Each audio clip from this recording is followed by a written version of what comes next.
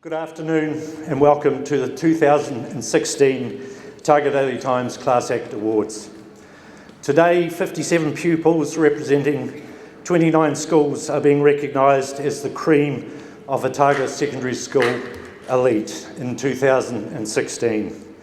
The pupils have been nominated by their schools on the basis of their achievements to date and the potential for success in adult life. The only criterion we give the schools is excellence. It could be academic, sporting, social, artistic, cultural or leadership qualities, or a combination of many, which sees a pupil nominated. The University of Otago is proud to be working alongside the Otago Daily Times in supporting the Class Act Awards again this year by offering each recipient who gains admission to the university a prestigious Otago Leaders of Tomorrow Scholarship. And Barry, your phrase, Leaders of Tomorrow, resonates with that award. That award is valued at $6,000 in contributions to your fees and residential accommodation. But most of all, actually, just to acknowledge all the students that are here today, the 57 of you, congratulations, you're following in some big footsteps of the other 16 Class Act winners. And I'm sure from reading the ODT on Saturday, you will have seen just how successful the class of 2006 has been and what lies in front of you. Just to all the parents that are here and to the teachers, I know today's a very, very proud day for all of you.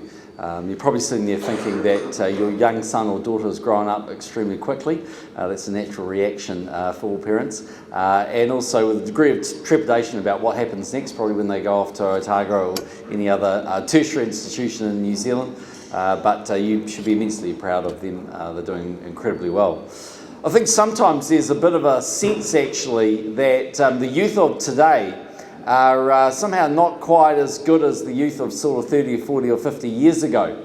And if you go on to a few places, they might try and convince you of the wisdom of that.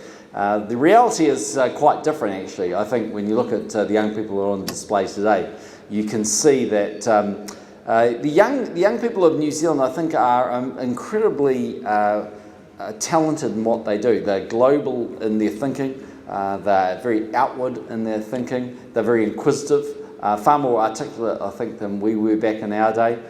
More rounded, actually, and better educated. And I think the future of New Zealand's in great hands when you look at the young people that are here and imagine what they're going to be doing in 10, 20, 30 years from now. So in good shape.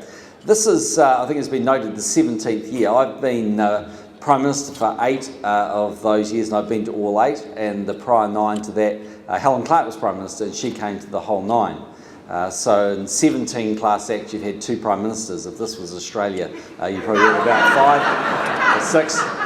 Put a bit of perspective on what change can look like. I actually had lunch with the Italian Prime Minister the other day, Renzi. He's a very good guy. He's 39, so if you're young and politically minded, you too could be Prime Minister at 39. But he was telling me there's been 63 governments in Italy in 70 years, and he's been Prime Minister for 2 years, and he's the 5th longest standing Prime Minister.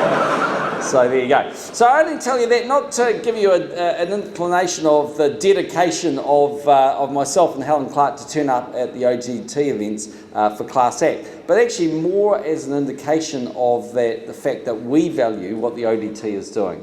Because what they're doing is they're trying to demonstrate through these awards and through their publication just how talented our young people are. And I can't really think of anything that I've been to that I've been 8 years in a row. So there's many events in my calendar, as you'd appreciate, but I've wanted to come every year, as I'm sure Helen Clark did, because we want to celebrate young people and we want to send the message that they're doing really well. So that's why I'm here and why I'm sure Helen's here.